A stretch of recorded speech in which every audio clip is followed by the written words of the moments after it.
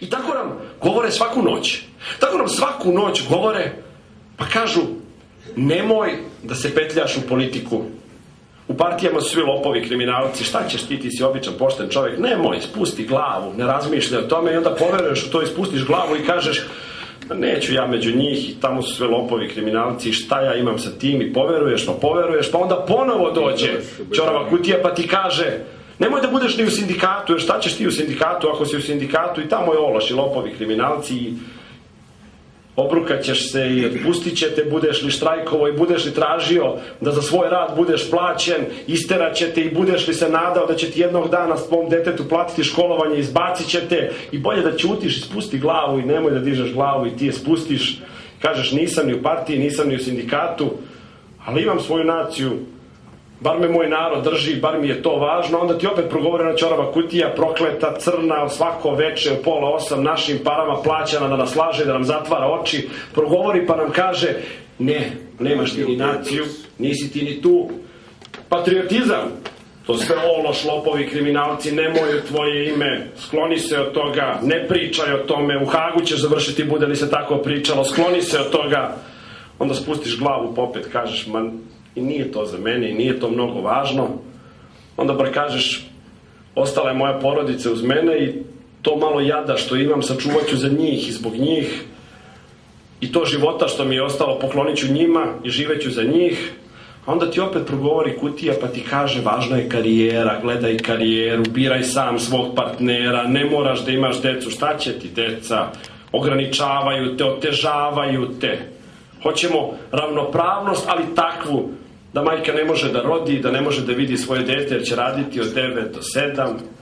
i da otac možda i nije tako važan i možete da živite sami i onda se okreneš jednog dana i vidiš da nisi u partiji i vidiš da nisi u sindikatu i vidiš da nemaš svoju naciju i vidiš da nemaš svoju porodicu. Takvim se vlada. Onda se takvima vlada i vlada se kao što se vlada nama danas, bespomoćnim, uplašenim, praznih očiju, bez nade, bez uverenja, bez vere da može biti bolje, a mora biti bolje, mora biti bar drugačije, mora biti bar pravednije. Ne davam da izjednačite mene i Milutina Mrkonjića, jer ja nikada nisam lagao. Ne davam da izjednačite Tomislava Nikolića i Dinkića, jer Tomislav Nikolić vas nikad nije slagao i nikad nije ukrao. Ne davam da nas izjednačite, da kažete da su Đilas i Aleksandar Vučić isti, nisu, jer Vučić nije lopov i nikad nije uzeo ništa i nikad nije prekršio svoju reč. Ne davam i ne dajte im da nas izjednače, jer ako nas izjednače, ništa se u Srbiji neće promeniti i ako nas izjednače, onda se ovaj grad nikada neće promeniti i onda ćemo uvek biti u mraku i onda će ulice uvek biti blatnjave i onda će sneg uvek biti politički problem i onda kad padne sneg, od toga će se praviti krizni štabovi umesto lopate. Ne dam vam da nas izjednačite i ne dajte da nas izjednače, jer izjednačeni nas nikada neće biti revizije privatizacije i nikada u Srbiji radničko dete neće više postati ni general, ni lekar i nikada više seljačko dete neće moći da se nada da će jednog dana završiti školu i otići sa zemlje i budete li nas izjednačili i budu li nas izjednačili,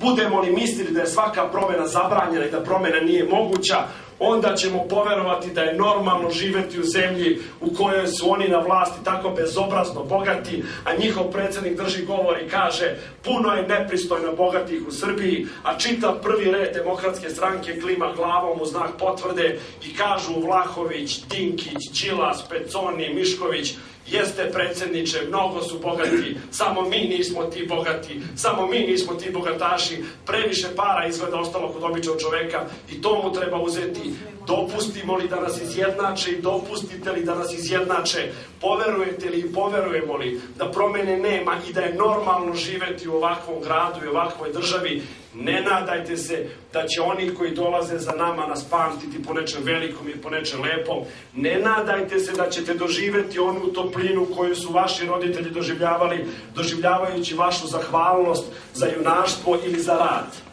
Dopustimo li i dopustite li da nas izjednači i da poverujemo da promene nema i da promene nikada neće biti, ne nadajte se da će radničko dete ikada postati lekar i general, a onda ćemo živeti u zemlji u kojoj je normalno da budemo tako strašno nenormalni, da budemo tako uplašeni, da budemo tako siromašni. Hvala lijepo.